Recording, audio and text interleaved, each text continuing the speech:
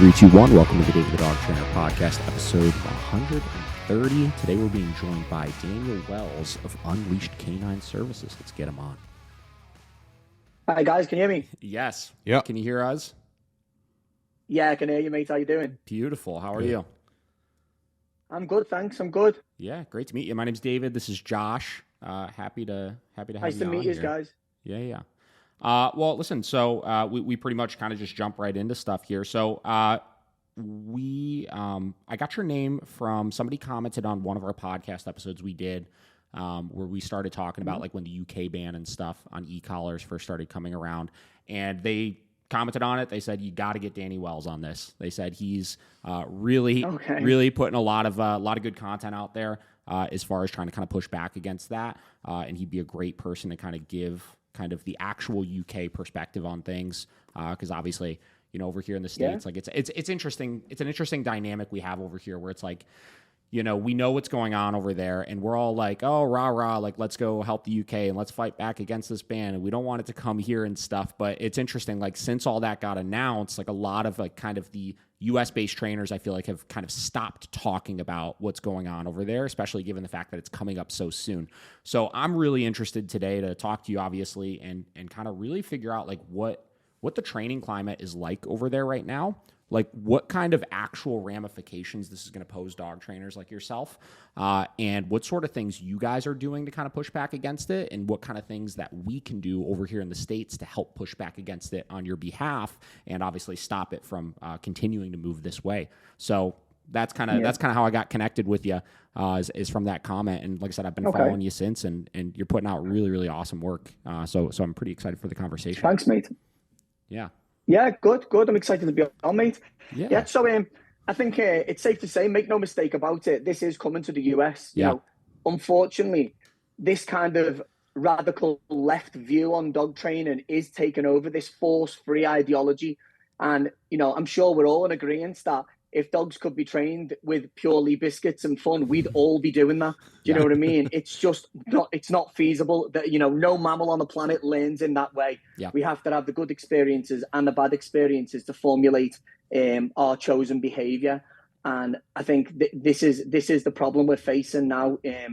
Whilst dog trainers over the last 20 years have been, you know, head to the ground, working with dogs, rehabbing dogs and working with people, the force-free ideology side of it have been implementing seeds into education and academia all this time, and this is what we're seeing now. We're seeing it's completely taken over. If you go towards any formal credentials in dog training, it's heavily influenced by force-free ideology, and what comes with that is massive funding, because it's controlled by the major rescues. They have a lot of funding to put into this, let's say, research.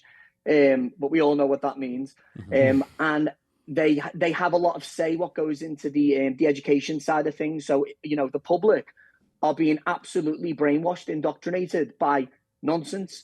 And anyone who, you know, your own client base will be the same as mine. They've probably gone to, you know, 4 or 5 of these force-free trainers, spent in some cases thousands of pounds, and got absolutely nowhere because they've realized it's a fad.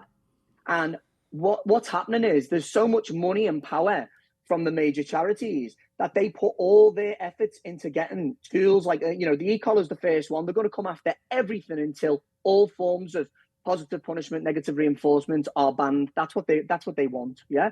And the reason why they're coming after it hard and putting so much money into their own research and their own lobbyists and campaigns is because they stand to profit lucratively from any tools that actually achieve result. You know, obviously the methods matter, but the tools make it a lot easier for the average dog owner to get to grips with what they need to be doing to get their dogs to, you know, let's say, play the game we say over here. Sure. And when you eradicate that, you can then push that force-free ideology onto the public and further it even more. So there's a reason why they're not campaigning for, like, you know, livestock electric fences and, you know, goat collars. They're not campaigning for them to be banned. So which is it? You know, is it cruel for one animal, but it's not for another?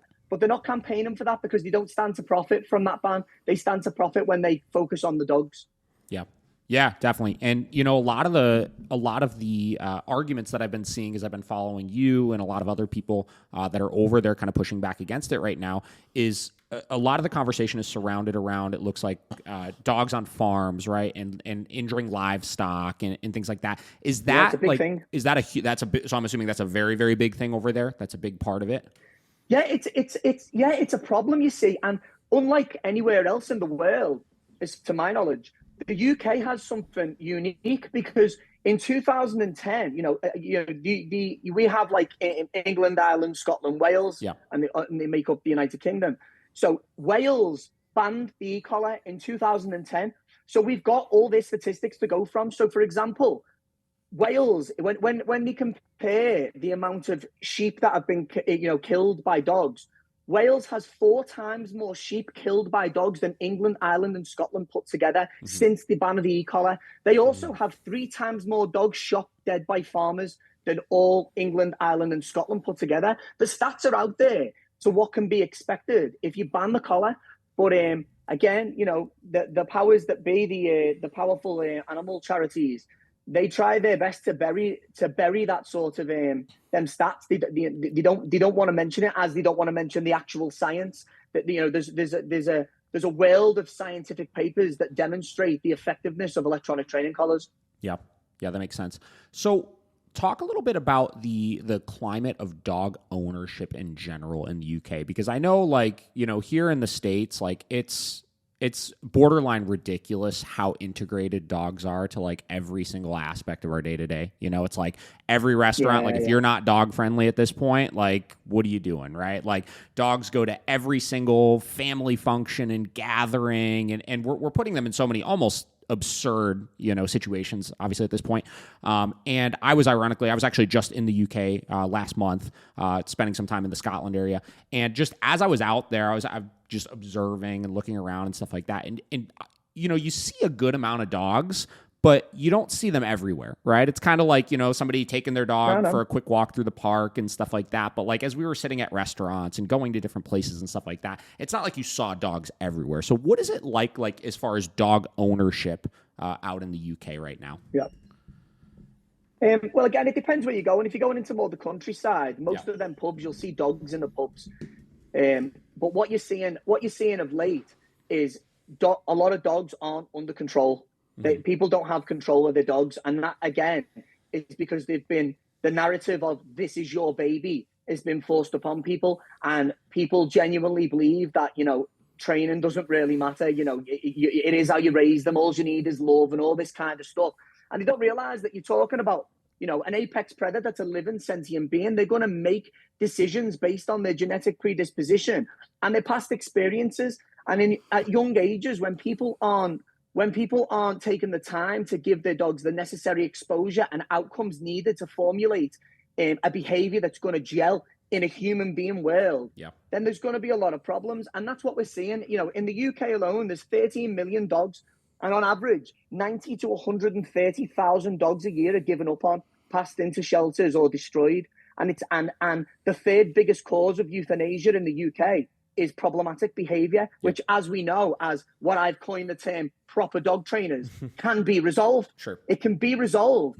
But members of the public, they're banging their heads against the wall. They've got no answers. So wherever you go now, I'm lucky, I've worked to get me training centre. So when I take my dogs out, I don't want to be around the public, because how many times do you have to tell people, get your dog under control, call your dog back? They can't call the dog back. Listen, I love dogs more than people, but if you can't call your dog back, I'm going to boot it back to you. I've spent a lot of time training my dogs, and I'll be fucked if I'm letting your dog jump on my dog. Do you know what I mean? It's not happening. And then obviously I'm the bad guy then, and I don't like doing it. But my dogs need to see that I am going to advocate for them. Otherwise, I've got 2 solid working line Malinois. I've got a bull breed, a hard, solid bull breed, and a little gamey terrier that will all raise up to the challenge if they don't see consistently that I'm going to step in and deal with things. They leave me to it because of learned behavior. They don't need to get involved. So this is what we're seeing at the moment in the public. A lot of people don't understand the law as well. They honestly think that their dogs can just do what the fuck they want whenever they want to do it. And the law stipulates that your dog must be under control in a public place. And under control doesn't mean on a lead. In the UK, if your dog causes anyone distress or alarm, then a Section 3 Section 3 of the Dangerous Dogs Act has been committed. Your dog's is dangerously out of control in a public place, and people just don't realize it. Yeah. How strict is stuff like that enforced? It's not really enforced that much until it goes drastically wrong. We have a strange law as well, where if your dog, a dog could come over. Let's say someone's dog runs over to my dog. I try and deal with it, but there's a dog fight. If no death happens, then it's just a civil matter. So, I'll see it in court in 3 years. Yeah, you against you, yeah. If a dog kills another dog, it's a criminal offense. So regardless of if their dog runs over to my dog, if my dog kills their dog, then I'm in court because my dog killed a dog. Yeah. It's balmy. I personally don't think there's harsh enough enforcement on dog law. I really don't. Yeah. And in the UK, I'm sure you've seen the news lately. We've got a lot of dog-related deaths happening in this last 2 years. Yeah. It's unbelievable. Yeah. Yeah, that's interesting. Yeah, we have, it's obviously city by city here, but we have, some cities like our city in Cleveland, we have leash laws, obviously, where in pretty much any public place, like you got to have your dog on a leash. Now, again, there's certain places that people do that in, certain places people don't do that in, and certain places where it's more or less strictly enforced, obviously. But I used to have a training center in a place about 2 hours south of us, Columbus, and out there, they didn't have specific leash laws in their public parks. They had what it sounds like is similar to yours, which is just the dog needs to be under direct control at all times, which is just the grayest like most difficult term ever, because it's like, well, what the hell does that mean? We would run into a lot of situations just like yours with off-leash dogs running at us all the time. We'd have to just avoid certain parks because it's like, they're going to be there, and it's like, it's not worth the headache and the frustration of going there with clients. This is the difficult bit. This is difficult when you're working with clients because some of them, they're expecting miracles. We're dog trainers. We're not fucking magicians. It doesn't matter how well you train your dog. Yeah. If you keep subjecting them to an environment where dogs are fighting with them, yes, their heads are going to be shot. Yeah. So, I keep telling, and then you say to them, just avoid them places because it's just not worth the aggro. And they go, well, I should be able to take my dog. And I agree. You should be able to. But 9 times out of 10, people are fucking idiots with their dogs. They don't understand that their dog can cause some serious harm, and people have a right to be able to walk and not be harassed by their dog. So, it's a difficult situation we're in, isn't it? Yeah, it's like we're constantly put on the defense with those types of things. It's like we joke, like when we go out in parks, like one of my clients coined once, they were like, what you're teaching is very similar to defensive walking. Like when they teach driving, they teach defensive driving, always looking on the lookout. They're like, you're teaching defensive walking when you're out and about. I thought that was funny. And that's exactly what I teach. That is exactly what I teach. I tell people, you have to be dynamically risk assessing everywhere when you're walking your dog, especially if your dog has had some serious issues of aggression and reactivity. So, which is why I have a BME bonnet with people who are saying no to the dog all the time. I see trainers doing it. Yeah. No, correction, putting it on a condition punisher. I don't want that. I want my dog to understand this is how we walk wherever we go. If I let you off, you can do what you want within reason. But if we walk, you walk here. That way, when there's a nice fixed heel position, I'm dynamically risk assessing all my environments. I know what's coming, what's over there, how close it's getting. I don't have to have my head down looking at my dog all the time. Yeah. And, it's not just training the dog that we're doing. We're teaching people skills for managing a dog. Only the same thing you'd do if your kids were playing. You keep your eye about, not to make the taboo comparison dogs with children, but that's a good point. You're responsible in both instances. Do you know what I mean? Yeah, completely. Okay, so getting back to, you mentioned a minute ago, you were talking about how I think you said maybe 50% of the dog deaths right now are behavioral euthanasia, basically, right? So I always 1 in 3. 1 in 3. Okay. The third most popular. Sorry, the third. No, that's okay. Yeah.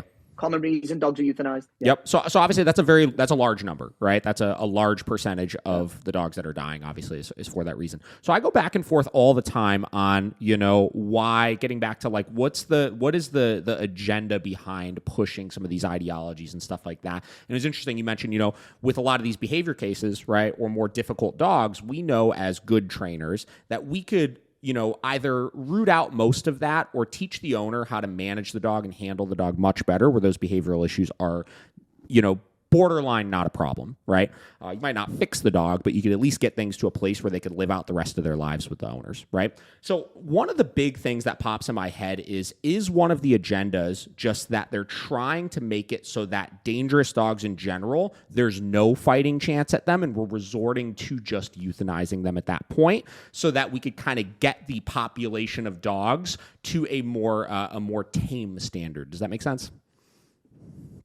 It makes sense, but in the UK, I think what we're dealing with now with this behaviour is a byproduct of 20 years of, dare I say, bullshit.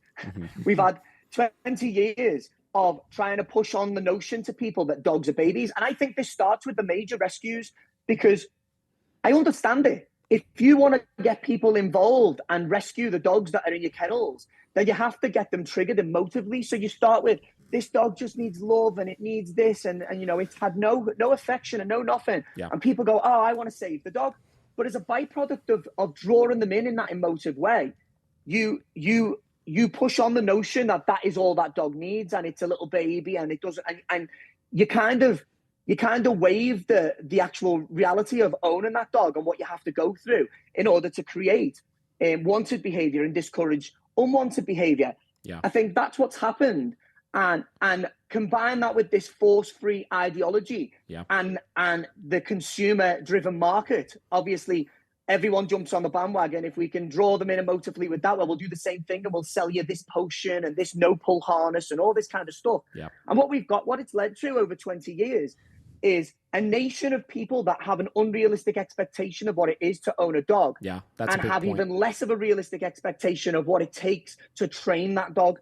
And I think what we're dealing with now with the ridiculous numbers of unwanted behavior, dog-related deaths, things like that, I think it's a byproduct of all them things. Yeah. And I think somewhere in between, the powers that be, the major corporations, they realize this shift in dynamic, but they realize that they could capitalize on it and make massive profits. I mean, I say it all the time. I think it's atrocious that rescues such as the Dogs Trust can invest considerable amounts of money in research that pushes their own agenda when it's blatantly obvious why they do so, because they have a business that gets all this stock for free, sells it for money, and then people willingly go, here's my hard-earned money.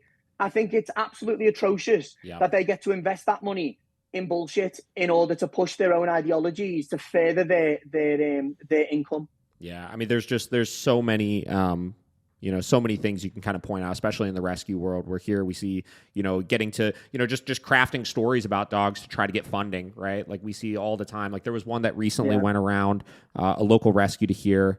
Or I don't know if it was here, whatever, somewhere in the States. And it was a dog that they listed out this crazy long story of how it's been through like 4 different homes and attacked this person and killed this dog and blah, blah, blah. But had this big sob story at the end about how people just didn't understand this dog, and the dog is coming to their sanctuary. And then right at the end of it was like a GoFundMe link for it. And they were just collecting just thousands and thousands of dollars off of this dog that has killed other dogs, seriously tried to injure other people. It's unbelievable. How you grip the public with dogs. Like you could put a GoFundMe for a child with leukemia, and the dog that was on the streets would raise more money. It's unbelievable. And I think that they got wise to that a long time ago, and that's where the money come in. Like there was a lot of like taxpayer money went into the DEFRA study, which is the only study that they quoted to the government when they pushed to try and ban the ECollar. I don't know if you know much about the DEFRA study, but in short, it was an absolute shit show. And it was £500,000 of taxpayers' money on bullshit. From the very get-go, the dogs that were trained on e-collars were trained up Scotland in the snow. Yeah. And the dogs that were trained in a reward-based approach were down south in the sun. Straight away, you haven't replicated the same circumstances for a study, different. So it means nothing. Yeah. And I just think it's absolutely atrocious that the taxpayer funded that. Yeah, can you break down that stuff? Like I'm assuming you're much more fluent in it than I am. Are you able to like really break that study down? Brilliant. Yeah, if you really want interest and study statistics and findings, you need to get Jamie Penrith on this podcast. I'm sure he'd be happy to do it. He's a very close friend of mine. Without Jamie Penrith in the UK, this collar would have been a done deal. It would have been banned by now. Can you spell his last name? Penrith is the, I see him as the secret weapon for us, because he's got all the credentials. There isn't a single study or book out there that Jamie hasn't couldn't recite chapter by chapter. Yeah. He's got a degree, and he's a proper dog trainer. He understands dog training as it is. And Jamie, I've been working with Jamie under the Ardo brand, but him and his wife, Lou, they have tirelessly worked and campaigned to push the truth in front of the British government. So that I won't dive too much into that stuff, because you'll have a really good podcast out of Jamie Penrith on that, and I'll speak to him and say, like, heads up, you need to go on, and he'll give you all the nitty gritty. You'll be able to talk about him about every study that there is, and you'll get some good solid content out of Jamie for it. Yeah, that'd be beautiful, obviously.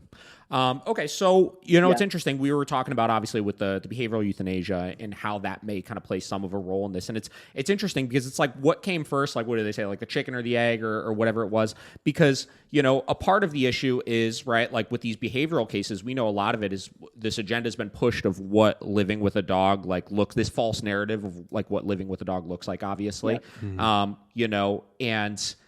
we know it's like you could either fix, right, people's perception of living with a dog and the expectations they have, and calibrate more realistic ones of like, well, listen, some dogs just don't want to be approached by every single person when they're out about. And, some dogs aren't okay with going into the local dog park that's got 35 dogs that are all doing God knows what, et cetera, et cetera.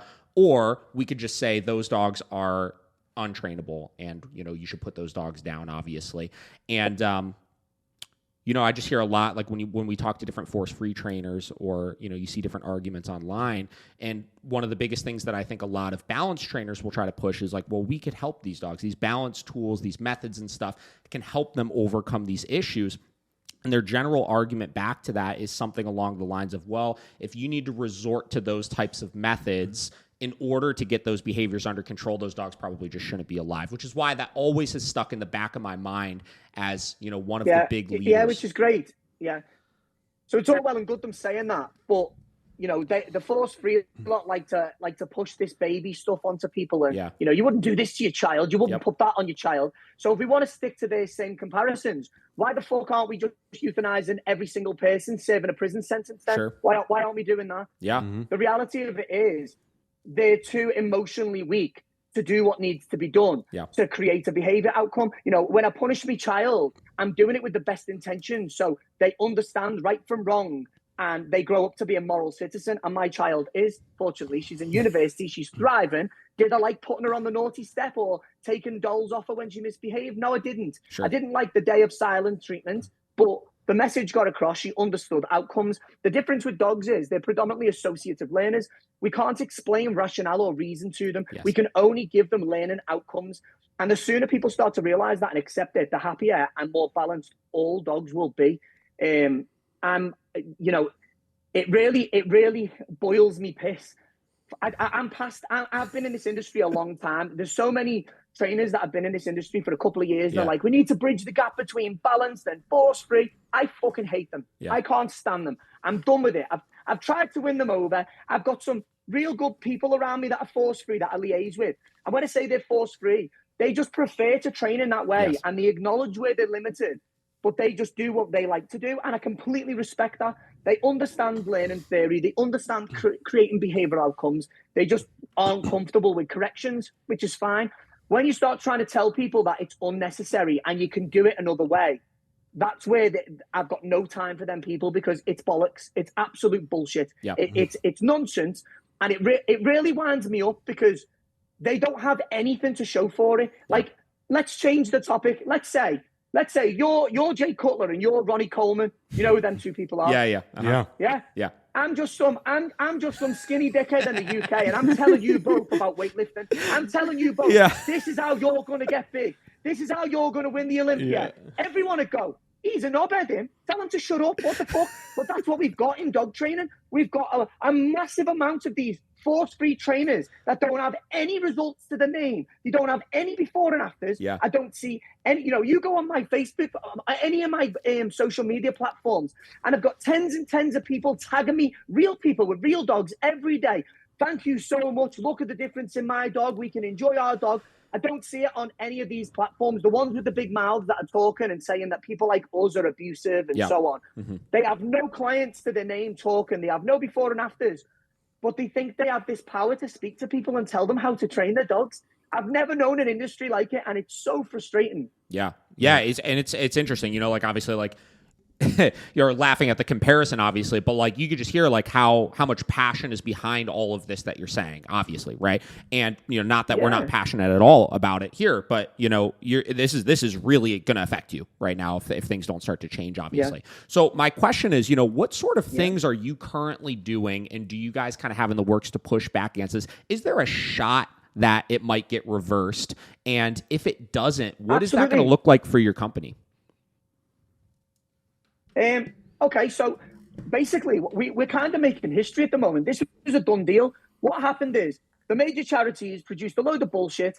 They're rubbing shoulders with the right people in government, and they basically said to the government, look at this, these devices electrocute dogs, talked a load of shit. Yeah. And the government went, whoa, yeah, surely the nation would be on board with this.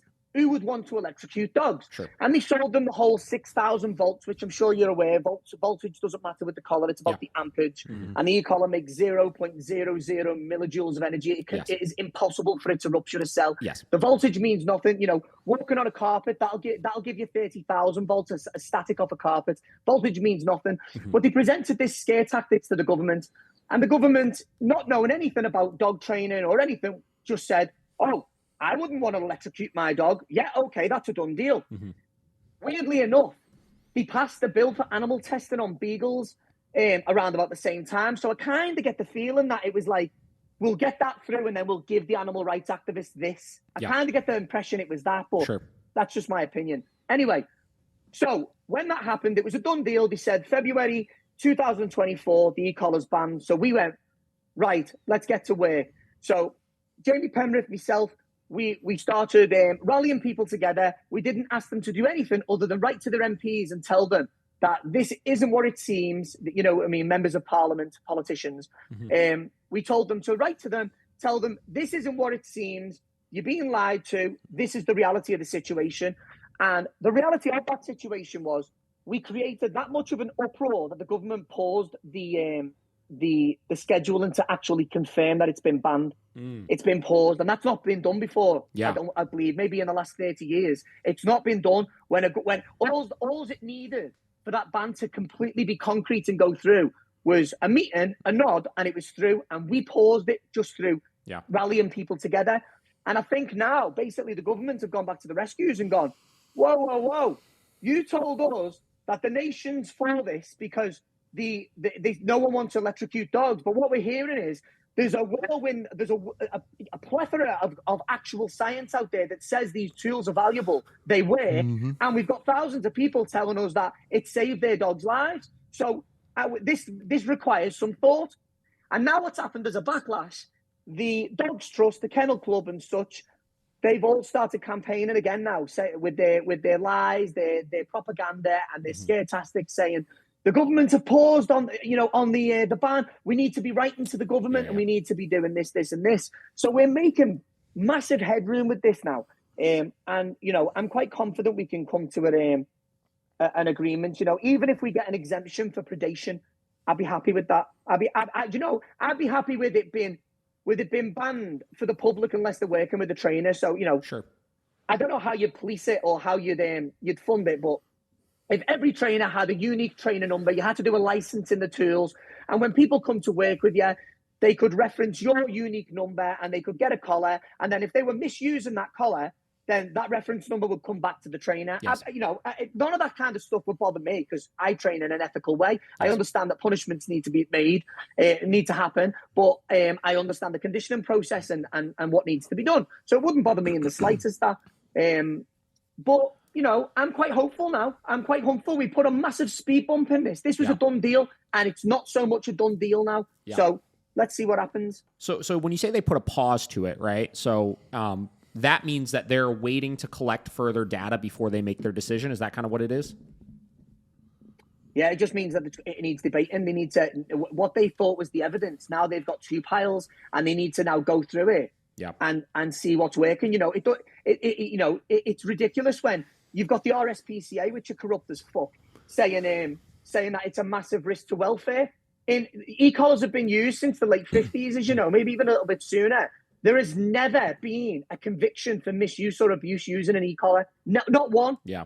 Dogs have died on just normal collars and lead. Sure. Why aren't we banning them? Yep. Do you know what I mean? Yeah. So this sort of data, when the RSPCA say these tools are a risk to welfare, well, all we respond with to the government is, show me the risk. Yeah. Where is the risk? They can't just say that. They have to quantify it. Where is the risk? Because they've got no data. You know, the RSPCA dealt with, I think they had like over 100,000 calls of abuse or something last year. They dealt with about 63,000 odd cases of abuse. Don't quote me. The numbers will be around that, but, you know, not exact. Sure. Not one of them was related to an e-collar. Not one. Yeah. And not one conviction came of it. Yet they want to pump in the media and say there's an immediate risk to welfare. Well, I'll put it to you, me old mate. There's fucking not. There is no risk to welfare. Yeah. There's never been a risk to welfare. Yeah. It is what it is. Yeah. It's interesting, right? Like, so like if you look at like e-collars and like abuse linked to e-collars, right? Like everything that they say is abuse using them is generally going to be extremely subjective, right? But anybody that's going to invest a fairly large chunk of money into an e-collar or into a trainer to use an e-collar is doing so because they care about their animal 10x more than your average person that would actually 100%. Be abusing dogs. So like animals in general. Yes, exactly. Right. So like that financial kind of point that they're trying to get across, or the financial investment that they're making, the time commitment they're making to like getting this tool and trying it with their dog and stuff is always going to be done in the best intentions. And though, like we could still debate if it's being misused or not, nobody is going to be just willingly and unintentionally abusing their dogs through it, you know? Yeah. This is a point that I make, you know, the likes of the major charities, the Kennel Club, the RSPCA, they want to push out the nonsense that these are cruel, barbaric and abusive tools. And I'm saying, well, let's break that down to what you're really saying. What you're saying is thousands and thousands and thousands of people around the world are animal abusers. That's what you're saying. Yeah. Is that realistic? Yes. In saying that? Are people going out and buying dogs because they're animal abusers? No, they're not. They have the best intentions for them dogs. They love them dogs more than most of the people in their lives. Yeah. They're taking all the necessary precautions to ensure that their dogs are safe, other animals are safe, and people are safe as well. Yeah. No, that's a wonderful point. Oh, God, there was a point I was going to make a second ago.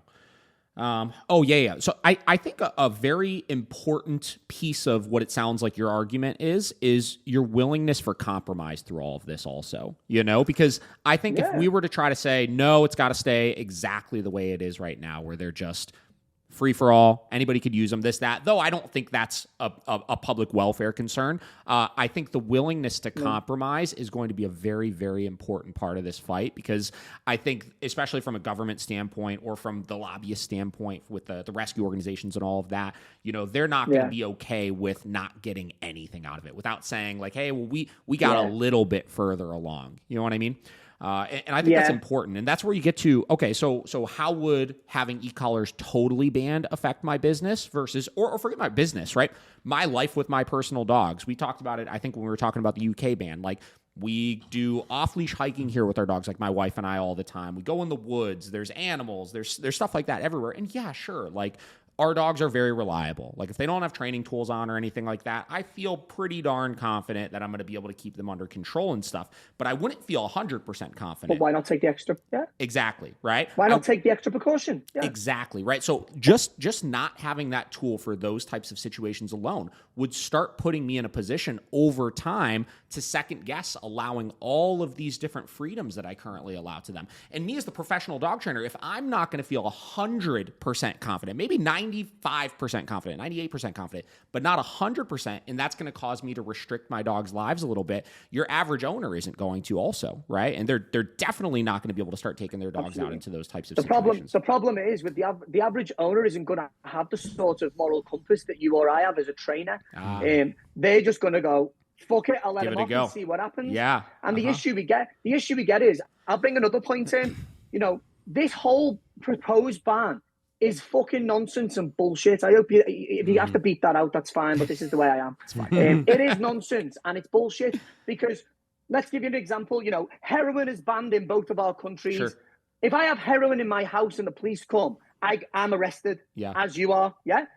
This proposed ban is to make it illegal to use electronic training collars. I can buy them, I can import them, I can sell them. The police or the RSPCA could come in my house and I've got a collar on my dog's crate and the receiver next to it, and no one can do anything about it. I just can't use it. Does that sound like a piece of legislation that has welfare in the forefront of its mind? Yep. Absolutely not. And we learn a lot by Germany, because through Ardo, we liaise with the e-collar companies. Yes. Germany banned the e-collar in 2006, and they sell just as many e-collars today, if not more, to Germany than they did before the ban. Yeah. So my point being, all they're fighting for is to condemn a tool to underground, where people are most likely to misuse it, where they're scared to have education on it. Do you know what I mean? Yeah, and in the sport dog world, that's been the biggest argument, because, you know, obviously I used to compete in Mondio Ring. I knew a lot of the clubs and stuff around here that would go to Worlds and stuff, and all of them would go to Germany and train their fucking dogs before Worlds, you know? Yeah. And they all still use them. They're all still using all of that stuff, but just underground, obviously.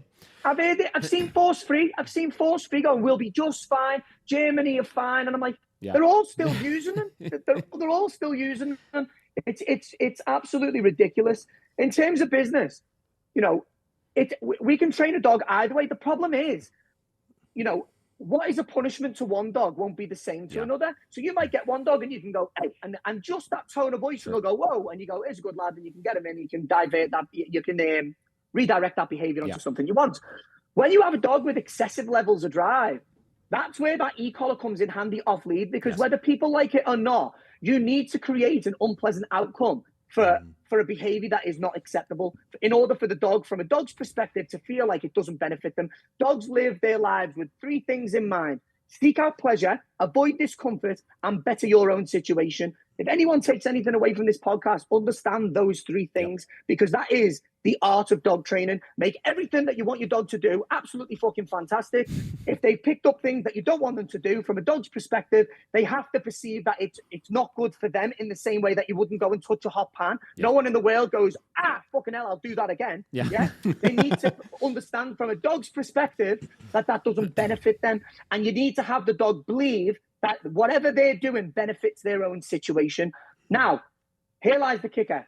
If you have high drive dogs, which we've got millions of them, you're not going to like what you see if you've got a dog that you truly need to stop the dog from doing something that is dangerous, that the dog finds intrinsically valuable. You're not going to like what you see if you take away the e-collar, because you have to get physical, in which case lots more dogs are going to get unnecessarily euthanized, because I, as a trainer, won't do it, because I'm not going to risk the implications of being physical with a dog because you've took away a tool and lose me business and possibly me freedom.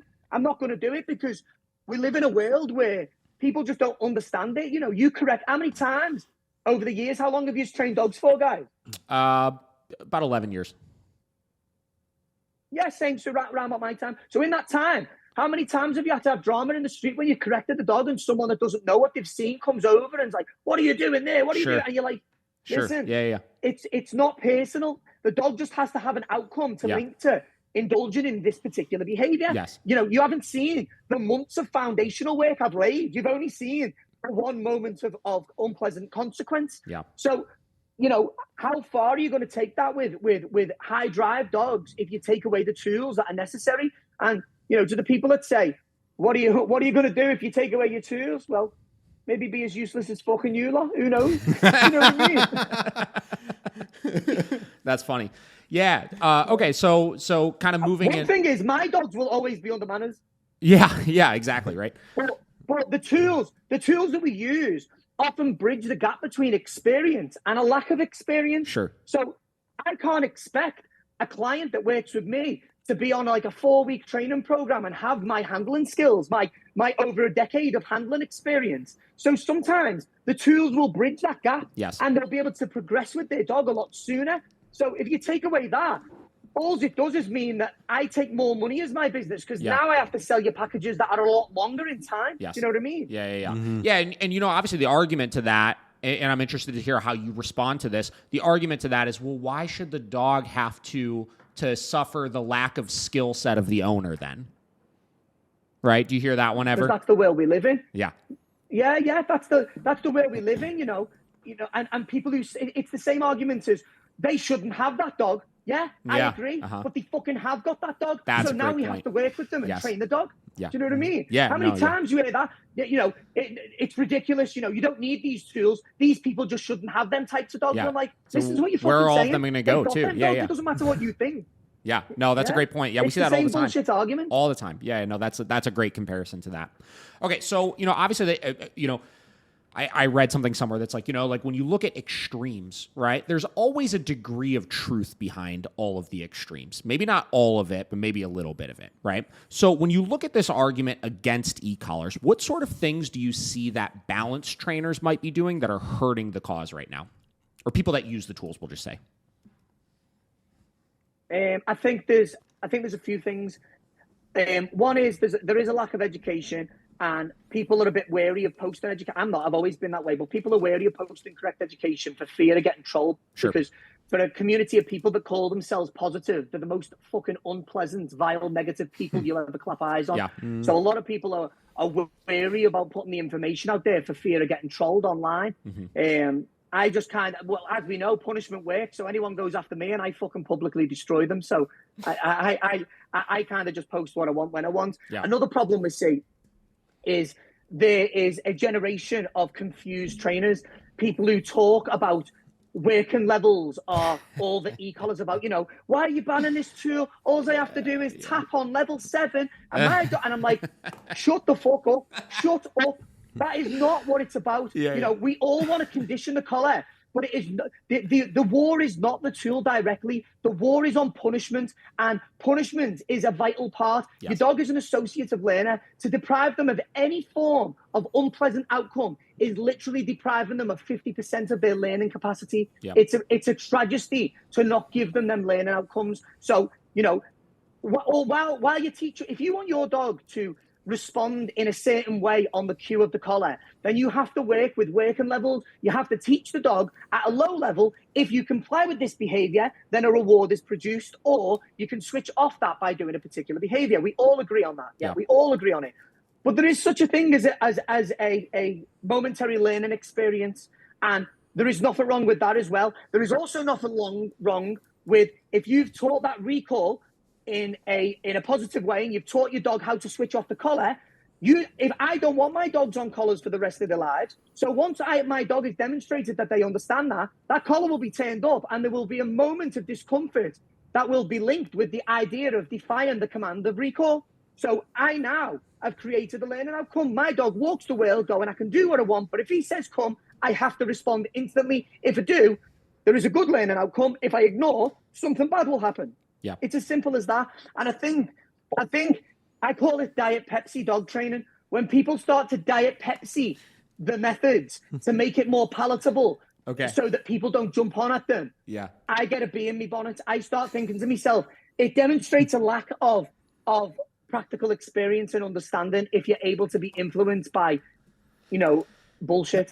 Yeah, no, I'm with you on that. One of my biggest pet peeves when I see, especially bigger name dog trainers try to debate, the e-collar, all these types of things, is the sugarcoating of the methods, right? Is, the e-collar is not an aversive tool and the dog should like it all the time and this and that, where, you brought up the working levels. That's why I started laughing. That's one of my biggest pet peeves also in e-collar training is this idea that you could always get away with using low levels. It's you may be able to use a subjectively low level to gain compliance with a dog, but they're still, if they're listening to it, they're still ultimately listening to it because they want to avoid that sensation, right? They want to escape or avoid that sensation. It might just be at a low level. Unless you've paid the e-collar as a cue for a ball and your dog's like an excessive prey junkie. Sure. You know what I mean? But you're right. Yeah. That's interesting. And there's nothing wrong with that. Yeah, sure. What we're talking about there, the dog working to switch off the feeling of the collar. We're talking negative reinforcement. Yes. Everyone's body on the planet communicates with negative reinforcement. Yes. No one's body goes, here's a little tickle, you're fucking hungry. You go, I've got hunger pains, I'm starving. I've got shit pains, I need to go to the toilet. You know that the act of a behavior will remove the sustained feeling of discomfort. It's a completely normal part of being a living fucking mammal. Yes, exactly. I'm losing my train of thought here. Where are we going with that? Okay, so What about this big thing that's going on in the balance community right now, or we'll just keep calling it the tool using community right now, that I feel like people are doing to try to, I don't want to say like maybe appease the force-free community, but like act like we're kind of, maybe a little bit better and you don't need to ban this tool and stuff like that, of like policing our community. That's a big thing I've seen right now of trainers, particularly tool-using trainers, going after other tool-using trainers all over the place in the effort to like weed out the bad training and make the tool only a positive thing. Do you see a lot of that? My attitude on dog training is, sometimes it might not be pretty and someone might be skillful, but my attitude is the owner happy and is there a behavioral outcome? Yeah. Is there behavior change and is the owner happy? My job, once upon a time, we all start off with the dog, everything's the dog, is the dog happy, is the dog this? I've evolved from that now. When you've been in this industry a long time, you realize that you're not there for the dog, you're there for the owner. Because if you fail the owner, the dog, as a byproduct, gets euthanized or put in a shelter. So my job is to make it as easy as possible for the owner. I've got some owners that are really, really keen, and they want to put all the time in the world, lay solid foundations, overlay punishments if needed, and that's great. But I've also got owners that as soon as I speak to them, I think, you're not about this life. You've got that dog and you're not going to put the kind of work in that I know you will. At the same time, I know I can put a condition punisher on that dog and the dog will stop doing what they're complaining about. Sure. Of course I'm going to do it because now the owner's happy. Now the dog stops doing the behavior and the dog keeps his home forever and a day. Do you see what I mean? Yeah. So as long as there's a behavioral outcome and I don't see, an absolute nervous, suppressed bag of shit of a dog, I haven't really got anything to say. My problem is social media dog trainers that have got like loads of following because they can work algorithms well, and they think that they know some shit. Like there's dog trainers out there with millions and millions of followers, and they don't even understand a bridge command. They don't even understand how to charge up a mark. Do you know what I mean? So, which is fine if gullible members of the public want to pay them for that. That's fine. That's none of my business. Everyone has the freedom of choice. My problem is with them when they start giving advice on aggression and reactivity and such, because if they don't understand basic learning theory on teaching the dog new behaviors, which is predominantly positive reinforcement, then they definitely can't get to grips with punishment and the intricacies around punishment, because, being able to, your timing and your precision with rewards to get a behavior that you want exactly is an art, as we know, but it's far, far more of an art to get that timing right and the level right with the punishment. Far, far more of a skilled requirement to be done. So that's where I stand on that. A lot of time people go after people for just clout, don't they? I've been guilty of that in the past. We've all had a little dabble. I just like to I like to do my job, but I like to make people laugh.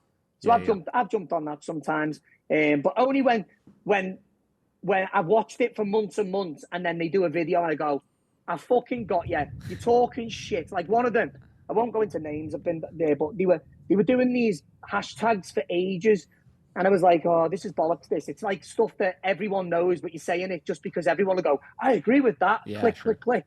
And then he said, hashtag, stop telling clients to keep their aggressive dogs away from children on walks. Dogs know the difference. And that was it then. I went after him. I went, you stupid bastard. You have never seen a dog redirect from a dog onto a person. Yeah. And you're advising people who've got aggressive dogs to have their children next to them dogs. Yeah. You fucking idiot. You just exposed yourself for being absolutely inexperienced. Because only working with fucking hundreds and thousands of dogs will tell you that dogs will redirect from that situation. Yes. Even if you just got one that have done it. Everyone should know that a dog can redirect aggression from a dog onto a person. Everyone should know that. Yeah. And the fact that he had, at the time, hundreds of thousands of followers, and he posted that, I was like, you fucking moron. So I went, sleeves up, let's have it. That's a wild thing to push, too. Of all of the arguments that you could have, it's like I tell my clients who have very friendly dogs that my personal dogs, they're all fine with people, but I generally don't have them around a lot of children. I don't have children myself, and I always look at it as when you have strangers' children or friends' children and stuff like that, if for whatever reason, hypothetically, something were to happen, it's 10 times more serious, right? So I'm always even a little overly cautious when it comes to dogs and kids. So I couldn't imagine going out and saying, yeah, your dog aggressive dog. Go take them around kids more. It's a wild thing. Yeah. And how many times have you heard like local force-free trainers who'll criticize you for that and say they're a part of the family, either this or that? And I'm like, you know what? You don't have the same understanding when you teach sit for biscuits. When you're dealing with, I'll see 1 or 2 dogs every week that have bitten kids in the face, religiously. Yeah. And when you see the horrendous outcomes, you do tread on the side of caution. And again, I love my dog more than I love most people in my life, but I respect that they're an apex predator. Children and dogs don't mix. That's not to say that dogs shouldn't be around your kids and it's impossible. It's absolutely not. I grew up with dogs loose around the house. I was also bitten by one of my dogs as a kid. Do you know what I mean? Mm-hmm. Because kids and dogs don't gel. Kids are unpredictable. Dogs react best when they can predict outcomes. Yes. Kids have grabby hands. They invade space. And when your dog doesn't do anything, it doesn't mean that they're comfortable. Tolerance is not being comfortable with a situation. Yeah. And every person who brings a dog to me that's bitten a kid has one thing in common. They all say, we never thought that would happen. We never thought the dog would do this. Of course you never, because you've been ignoring the signals of the dog being uncomfortable for years. Yeah. And now the dog goes, you put me in a position here, so fucking have that. And then you go, it's the dog's fault. It's not. You've got an unrealistic expectation of what your dog should be interacting with your child like. Yeah, and getting back to, getting to the 2% of like what's accurate about like all of the extreme sides and stuff. It's funny, all these conversations we're having are, so much of working with dogs and animal behavior and stuff like that is just understanding some of the whys behind these behaviors, whether it's dogs with children, why dogs wind up biting in the first place, how a dog can redirect from another dog onto a human, et cetera, et cetera, et cetera. And I think that's where a lot of this push against tools kind of comes in sometimes, where there are some trainers out there that do just push it of like, any of those things, forget the why behind it. The why doesn't matter. Just stop the behavior. Just correct the behavior. And I understand what they're saying with it, but you have to understand the why behind this stuff. And that is the most important part. And getting back to compromise, if we can figure out a compromise where it's like, yeah, all right, well, you have to work with a trainer in order to utilize an e-collar. And that trainer has to have some sort of baseline knowledge of animal behavior, why dogs are rehearsing some of the things that they're rehearsing. We could make sure that people are understanding the why behind things so they could solve the deeper problem while also stopping the problematic behaviors with things. I guess then you just get into the problem of it's like, who dictates what an authorized trainer is at that point? You know what I mean? Who's the one that makes the... And I think we're too far gone. We're too far gone to kind of implement any formal training because it would be swallowed up by the force-free community. There's just too much power in it. Yes. And it would do dogs a disservice. But when you touched on something about understanding why, that's another thing that can annoy me in the industry sometimes. People go on about dealing with the underlying emotion. Yeah. But there are cases where the behavior is driving the emotion. Sure. And if you neutralize the practical behavior, the emotional state will resolve itself. I don't really like these certified behaviorists that prescribe medication because every one of them every client that's come to me, they haven't even diagnosed the problem. Yes. I had a client come to me, not yesterday, the day before. No, it was Monday just gone. She got a little poodle cross and she said it's on an anxiety medication because the dog's anxious on a walk. And I was like, okay, let's see the dog. Dog had excessive barrier frustration. Yeah. The dog was pulling into the lead, trying to get to things, couldn't get to them, so it was barking. And I said, the dog is anxious, but it's not got anxiety as such. It's got barrier frustration, and that's driving the anxiety. I literally taught the dog a bit of lead pressure, and it stopped straight away. I said, that's because the anxiety is a byproduct of the arousal from the barrier frustration. So your dog is now medicated. Yeah. But anxiety is... wherever you go, you spy on your dog in the room and they can't. They can't settle. Their fucking head's gone. Yep. They can't listen to terminal commands. They can't be lured. They won't take food because anxiety is riddled. That is the anxiety in that dog was a byproduct of the barrier frustration creating excess arousal, and obviously it was put into barking. So I said to them, you've just paid £700 through your insurance, which now next year insurance premium goes up. For someone who doesn't even know where to begin, that's like going to doctors and saying, oh my God, doctor, I've got cancer. And they go, okay, here's some cough medicine. Do you know what I mean? It's fucking mental. Yeah, I'm with you on that. I can think of a ton of situations in the past week also we've dealt with very similar. I had one, I worked with a dog yesterday Went and did an in-home lesson with them. They're on like probably 4 or 5 different anxiety medications, just doped out of its freaking mind. And obviously the others commonality I'm sure you see as well as us is every single one of these dogs that comes in on all these medications. I ask, all right, well, did it fix the problem that you put the medication, that you put the dog on the medication for? The answer is always no, right? Yeah. But same deal, all this medication, can't handle being in a crate, stuff like that. So they're doping this dog out the mind. I walk in, same deal. Dog's freaking crawling up the walls, jumping on the coffee table, just no impulse control, right? Absolute zero impulse control. You take resources out. The dogs, they open the dishwasher. The dog's going in and stealing shit out of the fucking dishwasher, all this kind of stuff. So we go in, it's like, we gotta just stop some of this stuff just to kind of like stop the bleeding initially. And it's like, all right, we set a little boundary for that, set a little boundary for that, set a little boundary for that. Finally, it's like, right? Dog just like takes this like deep breath and just lays down and just chills for a minute. They're like, oh my God, I've never seen my dog this calm around another person before. And this dog has been on medication for 1.5 years. And literally in 10 minutes, we have the dog as calm as they've ever seen it before with company over the house, where you stop the impulse control issue. Again, the anxiety, getting back to the chicken or the egg, right? The anxiety is always just a byproduct usually of the lack of impulse control and the lack of training, Yeah. And then past that, some dogs are just going to be a little anxious. Back in the 90s, you never had that. Yeah. Back in the 90s, you never had separation anxiety. Yeah. It weren't a thing because dogs, back then, the kind of, the outlook on dogs were man's best friend. Yeah. Let's say people's best friend in this day and age. But that was the outlook. It was man's best friend. Now it's fair baby. And if you think of your dog as a baby, then you start treating it as such. And this is where you have problems because, when your kids are getting up to mischief, you can explain to them and say, listen, you shouldn't be doing that because this is the outcome from that. But your dog is literally bouncing from pillar to post, just seeking genetic fulfillment. And if you haven't laid down any structure, boundaries, rules of the household, then you're just going to have a fucking nutcase run around your house trying to fulfill its drive dispositions. You know what I mean? Yeah. Yeah, absolutely. I mean, that is so true. I think another problem I see when we, I meant to say before, and we went off topic, a big problem that you see with new trainers, like you were saying, when people just are new to it and they just put the direct jump to punishment is a big problem you see is under punishment. Sure. People don't have an understanding of what punishment is. Punishment, is an unpleasant consequence that decreases the likelihood of a behavior reoccurring. People do Diet Pepsi punishments. Unless you're teaching what something means. If you've got an anxious dog and they're not computing lessons and you need to break everything down into intricate small puzzles and put them together slowly so they develop an understanding. Unless you're doing that, a consequence is a consequence. And what people don't understand is if you fail to punish to a level where, let's take reactivity, aggression. Yes. If you fail to punish to a level where the dog perceives that as an actual punishment and therefore something to avoid, you often stimulate the behavior. You often arouse them. You see it in Monday ring.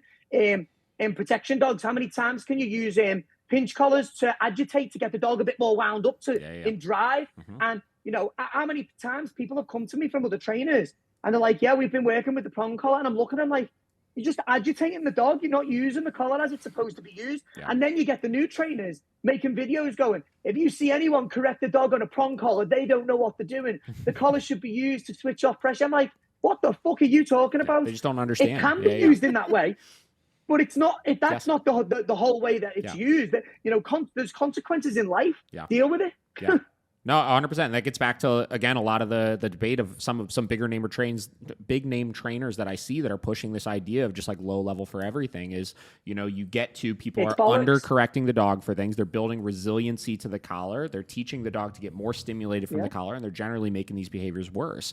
And that's where all this jargon of like working level and pressure and this and that and blah, blah, blah. It just confuses the fuck out of people that don't deeply know this stuff because we're using negative reinforcement or positive punishment. And both of them will only work if the dog wants to escape or avoid the sensation. That's it. Yeah. And again, you can't. I have another thing. I'll mention the trainer first. Like trainers who Diet Pepsi punishments, and it's like let's show you the video of this is how it's supposed to be done. But really, the motivation for the video is like me, everyone like me, and click and follow me, right? Sure. This is where people are getting redirected on. If you just use pressure and release on a prong collar that wants to kill dog, on a dog that wants to kill dogs, you do your pressure and release in your garden. You go out and your dog flies to the end of the lead. That's where it's going to redirect, when it's feeling the collar in a way that it's not felt before. It's going to climb back up at the lead at you. So, and often the case, they're causing problems, aren't they? Yeah. Yeah, I'm completely with you on that. I mean, listen, we could obviously get into the nuances of the training and the problems with the trainings all day long. So one of my questions, one of my big last questions here is what if you were, in our shoes right now, what sorts of things would you start doing to either prepare for the inevitable of this coming or help kind of make sure it doesn't come in the first place, given where you're at right now? Right. If I was you need to be really working the political game before this starts. I mean, it got a grip in New York, didn't it? It's happened in New York. Yeah. You need to be rallying people together in the US, in every state, and you need to be writing to politicians. Get a generic letter together, and have people send it to the politicians, predicting that this is going to happen. I'm just letting you know, there's a lot of this radical outlook on dog training at the moment. Find some statistics for the US on livestock avoidance, things like that. You've got all the studies there. I can send you them over if you need.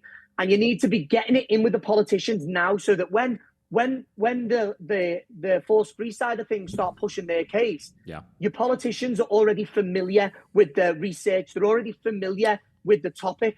Because otherwise, you've got to you can't blame politicians and, B-list celebrities for jumping on this bandwagon, because all the time they have no understanding of dog training and tools. All that's happening is these people that are supposed to be pinnacles in the community, the Kennel Club, the Dogs Trust, the fucking RSPCA, they write to B-list celebrities and politicians and they go, these e-collars are giving 6,000 volts to dogs. It's not fair and it's cruel. And if you don't know, I would say, oh yeah, I don't want that to happen. So you need to be planting the seeds now. And I might actually speak to Jamie about because he is the man when it comes to it. He's so good at it. He's just brilliant at putting the information across, and he's relentless. But he can't do that in the US as well as the UK. If the US wanted them to fight for you, he'd have to research all your statistics and what's going on. There would have to be some sort of GoFundMe to make it a job for him to do. I'd have to speak to him to see if he'd even be interested. But there is just no one like it. He's just a unique beast in this industry. Yeah, he really is. And while I'm on it, I'm going to give a little plug to the podcast that we've been doing. It's a produced podcast called The Dog Scholar, and the aim of the podcast is to give people the actual science around their dogs, but to get them to understand that you're getting nothing out of treating your dog like a baby. When you're treating your dog like a dog, you will get so much out of your dog than you will ever get for just spoiling them and leaving them to their own devices.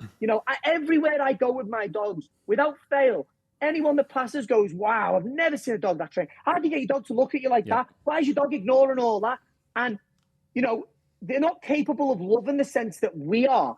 But if you want the closest thing to it, train your dog properly. And when you understand that your dog's a dog and you respect them as the species they are, you will get so much more out of your dog. If I said to people I treat me kid like a dog, they'd be mortified. So why aren't they mortified when you're treating your dog like a kid? Do you see what I mean? It's a great point. If you if you're treating one species as another species is a disrespect to the species in general. Let's start treating dogs as dogs. And I'm on the podcast with Dr. Sab, who's one of the most qualified, if not the most qualified neuroscientists in the UK. And Jamie Penrith's on the Dog Scholar as well. If you haven't seen it yet, you can watch it on YouTube for free. Just type in the Dog Scholar. That's Jamie on that. We address subjects that the public might be conflicted on. Can your dogs feel jealousy? Can your dogs feel empathy? Can you fix fear? All these different topics that the public are getting misinformation on. We address it in an honest, scientific way. We bring up actual science literature that isn't biased because it's been performed from people that there was no agenda then. It was just, oh, can this happen? Our dog's doing this. There was no agenda. Do you know what I mean? And it's I think it could really shift the dynamic in how people see their dogs, and they realize how much, not just good behavior, but how much of a bond and relationship they're going to have with the dogs by understanding that your dog is a dog. Do you know what I mean? Yeah. Mm-hmm.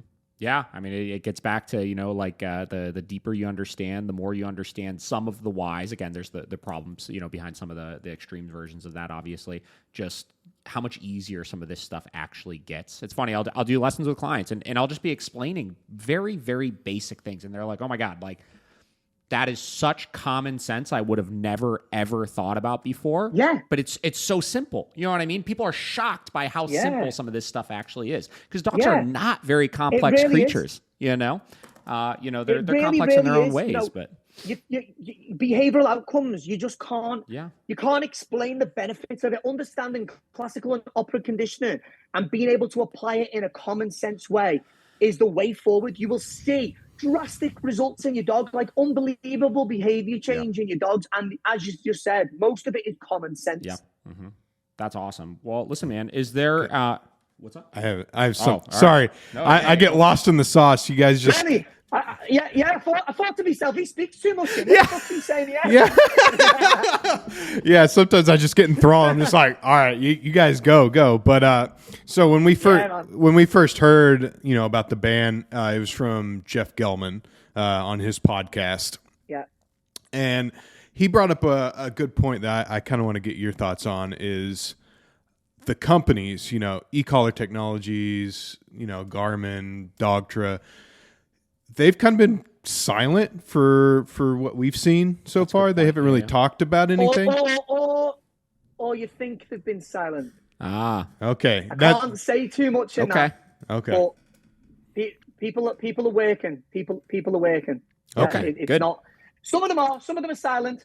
But if you give me a message, I'll give you a little bit more. I can give you a little bit more info on that. But there is They are working. They're not abandoning people. That's really great to know. Yeah. Don't get me wrong. Not all of them. Some of them are capitalist knobheads, but a lot of them are. Yeah. A lot of them are. Yeah.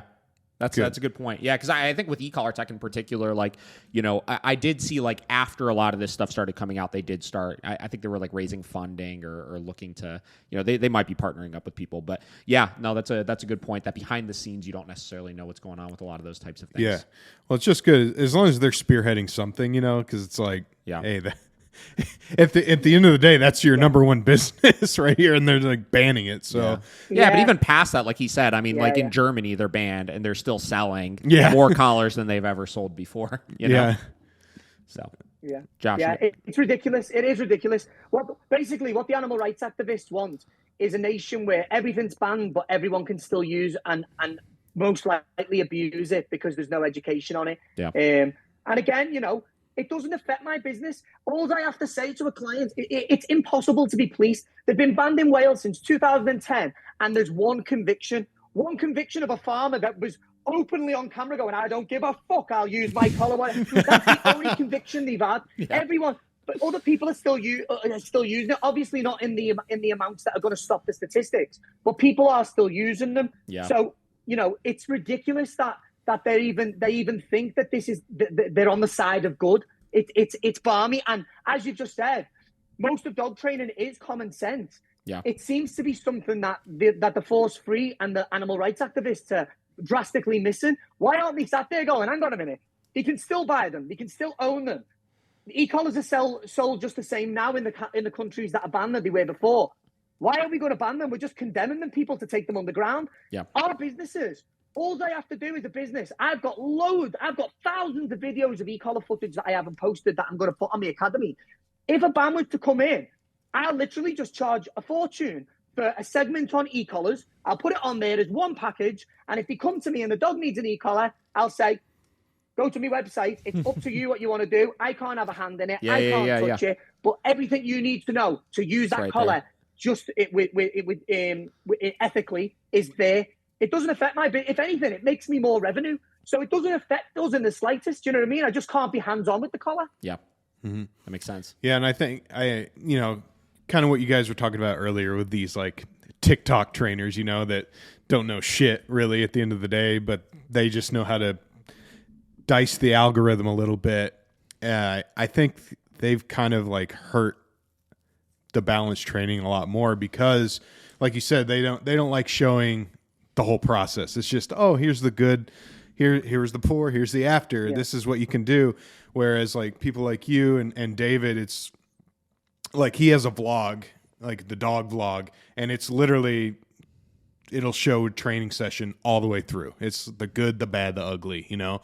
And I feel like not showing that has actually hurt balance training and using e-collars more because they It's don't also understand hurt them it a all. lot too, because how many trainers have we seen that, you know, push a really nice narrative on social media of using these tools and stuff, and then a video comes out of them hammering a dog out in public or something. They're know? ruthless. Yeah, all Yeah. them trainers are full of shit. Yeah. You know what? I seen them on the work and trial scenes and gun dog scenes. Yeah. Every person that you see, like, oh, come here, like, they're fucking ruthless. They're fucking ruthless. Yeah. They make up for it with bullshit. And the biggest dog training company in the UK now, Fallsy, they're selling bullshit. You know, put this harness on your dog and it stops reactivity because it gives your dog a job to do. Look at all this reinforcement. But I've had about 17 clients from them this year, and every one of them has been lit up. Yeah. Like, there's no understanding of what they're doing and why they're doing it. Yeah. It's all bullshit. It's all bullshit. In terms of what you were saying of showing things, I used to do that all the way through, and I stopped it now. I always explain what I'm doing, and I always make it abundantly clear that there is punishment. Yeah. Punishment is the way, is how you're going to achieve a behavior change when you're talking about this particular behavior. Yeah. You know, I hate this nonsense of this dog's trying to kill people, so look at me doing all obedience. Obedience does not fix that. That's two separate entities. That's like saying, I've just hit my ass, so I'm going to rub my head. It's just fucking nonsense. Yeah. You could only, I think what you're getting at is you could only show, so, you know, there's certain things you can't show because people won't be able to receive it well. But you could, as long as you're not trying to deceive it, you know, we're taking out of context. Yeah, I don't want to take responsibility for more overnight experts. Sure, so if I show a dog at the end of a lead, I correct, walk the other way, and then another week goes by and they haven't reacted once. The fucking idiot at home who goes, I've had dogs my whole life, I could be a dog trainer. He then copies that and does it. And he doesn't have the underpinning knowledge that I have or the experience. So what I've just done is indirectly contributed to the shit that's in the industry. Yeah. So I have, it's a tough one, that, because as much as you'd like to help people as much as you can, people will use it for evil with the best intentions. So you have to be careful. There's a fine line. Do you know what I mean? Yeah. I definitely understand what you mean. And that's where it's how the information is being sent out there, I feel like, is a big part of it too. Like, we're very cautious to put out information that we see a lot of people do, which is like, I'm speaking to you, right? I'm telling you this is how you do this, whatever, et cetera, when it comes to like specific training methods, like correct the dog this way or do the dog this way. You know, a lot of our stuff is more in the session where the context surrounding those things we're doing, right, is there. We're discussing why it's applying directly to this person's individual situation. And in the end of the day, I feel like, it's a balance, right? Like there's not necessarily a win-win for it. But I do understand what you're saying. If you want to be careful not to be telling people this is all it is. You just do this, you know? Yeah. The problem we have is a lot of people who show the ugly side of it, in regard to learning theory, it's fucking wrong. Yeah. So you're like, of all the people to show that, you know, it's fucking like, you know, like the one came out of, you mentioned him before, Jeff Gilman, when he bonked that dog on stage, and I was on the side of, no, that shouldn't have been happened. You know, A, the dog literally went like that to Jeff, so knew where that came from. B, the woman was in a wheelchair and couldn't copy that anyway. Mm-hmm. So when it's shown like that, you can't, you know, if someone ever took a video of me training a dog, I could stand there and go, I'll tell you exactly why I've done that in accordance to what learning theory, and I'll reference you a fucking study just to give you a little something, do you know what I mean? Yeah. Mm-hmm. When you just mindlessly punish a dog, you've got to be just so careful. You've got to be so careful. And unfortunately, we see stuff like that, and then we all got labeled tarred with the same brush. Yeah. Mm-hmm. Yeah, for sure. Mm-hmm. Yeah, it's definitely, you know, it's definitely the forever struggle of putting content out there, right?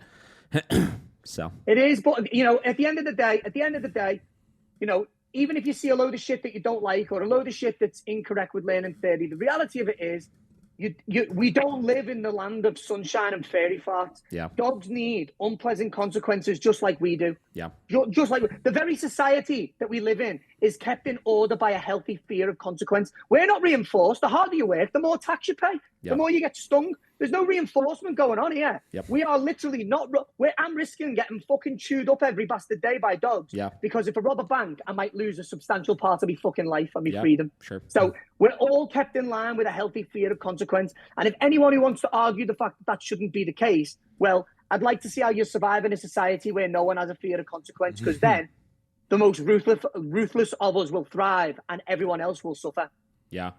Well, listen, man, like I said, I really appreciate you coming on. This very interesting perspective on this whole conversation and some of kind of what's going on. I don't want to say behind the scenes, but, where we're not at, right? We're not seeing really in the UK how this stuff is kind of playing out. That's great. The fucking win on getting at least a pause on it for right now and starting to get a little bit more conversation circling around it before some of these just like mindless decisions get made. Anything else you want to kind of put out? I did listen to, I listened to most of, I think, your last episode that you put out of your podcast. That's a really great show you guys are doing. It's a very interesting perspective on, very specific, nuanced topics of dog learning and training. And I appreciate how you guys are putting that together for sure. Yeah, we're trying to just soften it. If someone has like, my dog's a baby, we can't go, no, they're not. So we're just trying to transition them back. It took over 20 years to get the idea from people's best friend right the way through to fair baby. So to just throw them back into that is just too much. But we just want them to understand that you're going to get so much more out of your dog, and your dog's going to be so much more fulfilled if you respect them as the species they are. So that's it. And in terms of like taking away from things, definitely, if you've got a couple of influential trainers, which you've got many in the US, it's definitely worth you rallying up and start getting information to your politicians now, ready for when these extremists start coming in, because they're armed with emotion, and emotion gets a grip of people. So we have to get that logic in them before they get gripped with that nonsense emotion. Do you know what I mean? Yeah, absolutely. And we have the science is on our side, mate. Yeah. Make no mistake about it. The science is on our side. There is no side. There's just science, and all the actual science that is bought and paid for. The evidence is overwhelming. Yeah. Yeah, no, I totally agree. And we have we don't have a gazillion listeners over in the UK and stuff, but I know we have a few. Do you want to, obviously, a chance to kind of plug your company, what you do? So I am the owner, head trainer, and director of Unleash Canine UK Limited. I've got a team of trainers that work for me. We specialize in unwanted behavior with dogs, and we train protection dogs, security dogs, police, prison dogs, that sort of thing. And we're available for anyone who might be struggling with their dogs. That's beautiful. What part of the UK are you in? I'm in Merseyside. Okay. The Beatles. Great. Yeah. Was that by Liverpool?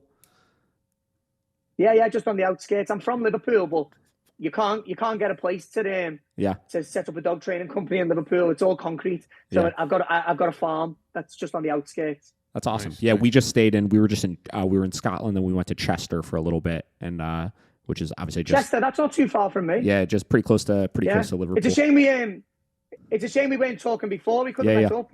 Yeah, definitely. So, well, listen, man. Like I said, I really appreciate you coming on. I'll send you over all the links to this and stuff. Obviously, once it comes out, and you're welcome to use any clips or anything like that you want to out of it. Sure. And we'll go from there.